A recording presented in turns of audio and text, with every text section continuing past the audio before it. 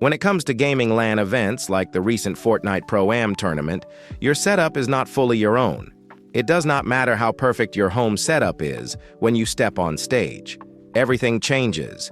You play on the organizer's terms, and that means you cannot bring your own PC, your own monitor, or even your own chair or desk for safety, consistency, and fairness reasons. Every single player is given the exact same base setup. This is done to make sure no one gets an advantage from. Having better gear or higher refresh monitors, at this event in particular, everyone used a blacklight gaming chair and desk, along with an Alienware 240 Hz monitor, which is the same model used all the way back in the 2019 Fortnite World Cup. It might sound outdated, but the reason for using older monitors like this is because they are tested, proven reliable, and consistent across all players.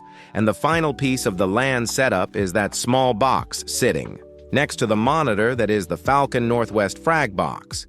It's a compact, high-performance PC designed for portability and stability.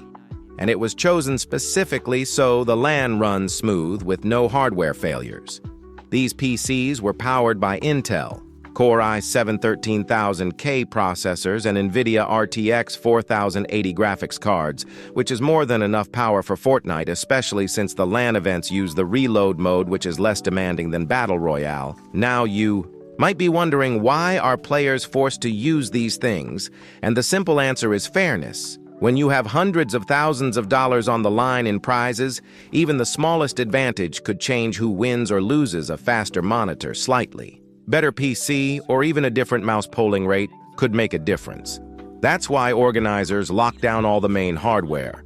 It removes any arguments and keeps everything 100% fair and equal for everyone. But it's not just about fairness.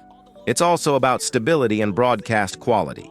Imagine if every player brought their own PC. Some might crash mid-game, others might have outdated drivers or weird software conflicts, and if that happens, it delays the entire tournament.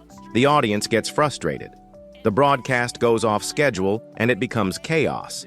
So by forcing everyone to use the same approved gear, they avoid these problems and ensure the event runs smoothly. It also helps technical staff fix issues faster, because they're dealing with identical hardware across dozens of setups.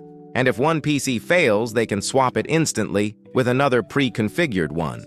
So overall, it's a smart move for consistency and reliability. However, even with these strict rules, pros do get a little freedom.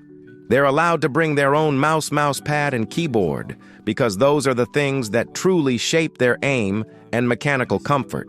For example, players like Quitxn, peterbot, and Cold each bring their own peripherals. Quitxn uses a Final Mouse Ultralight X mouse with 800 DPI and a 500 Hz polling rate paired with a custom Artisan Zero mouse pad and a Wooting 2 HE keyboard, which has analog input that helps him edit faster. Peterbot uses a Superlight 2 mouse at 800 DPI and a 1000 Hz polling rate with a Logitech G Pro X keyboard and a large Artisan Zero pad, while Cold uses a Zoe EC2C mouse with 400 DPI and a 1000 Hz polling rate, along with a custom Key 65 keyboard and a glass mouse pad for that ultra-smooth glide. Those little differences are what keep them consistent and comfortable even when everything else changes, and that's the beauty of it. Even with forced setups, those three pieces are where the pros still feel at home. Now let's talk more about why the rules are this strict. LAN organizers have to make sure there are no exploits or unfair edges. Imagine if one player overclocked their monitor to 260 Hz, or had a custom mouse driver that gave them faster input response. That would instantly create controversy. So to prevent that, they just make everyone use the same standard gear. It might seem limiting, but it makes the game purely about skill, aim, and decision-making. Another big reason for this is security. LAN PCs are locked down, so players can't run outside programs, macros, or cheats. It ensures the only thing running on that PC is Fortnite itself, and nothing else. And that gives confidence to the viewers that every performance is legitimate and fair. Now, even though players are forced into this setup, it doesn't mean they perform worse. In fact, the best players adapt fast because skill travels with them. Take peterbot, for example. He's been dominating event after event, showing that even under forced setups, his mechanics and decision-making carry him through the chaos.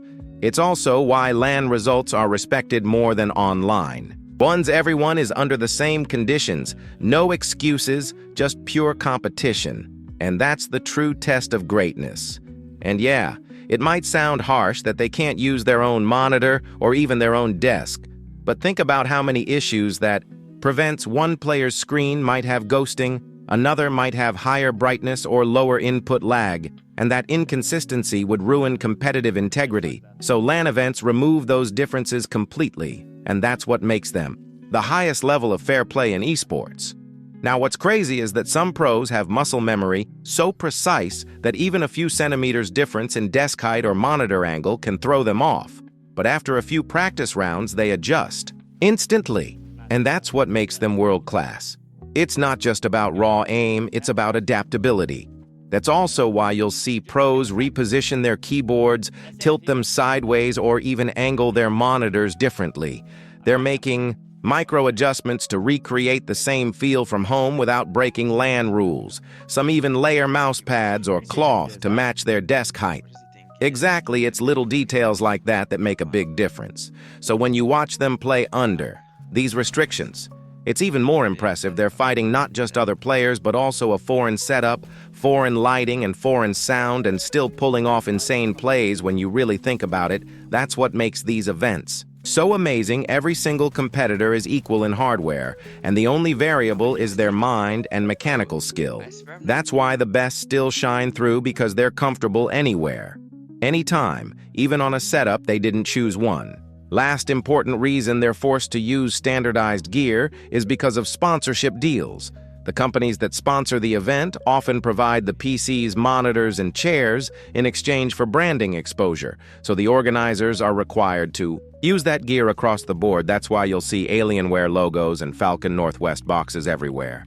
It's not just about the competition, it's also about partnership deals that help fund these massive LAN productions at the end of the day. Though, the players don't complain much because they understand that without these rules, there would be chaos, unfairness, and endless technical delays, and if anything, it just proves how good they really are. They could sit down on any machine, any desk, any chair, and still perform at the highest level possible, and that's what separates the pros from the rest. The average player might rely on comfort and perfect setup, while the pros rely on adaptability and confidence. So next, time you watch a LAN. Remember that these players are forced to use nearly identical setups and yet still make it look effortless. They take control of what little they can, like their mouse, their pad, their keyboard, and turn that into dominance on stage.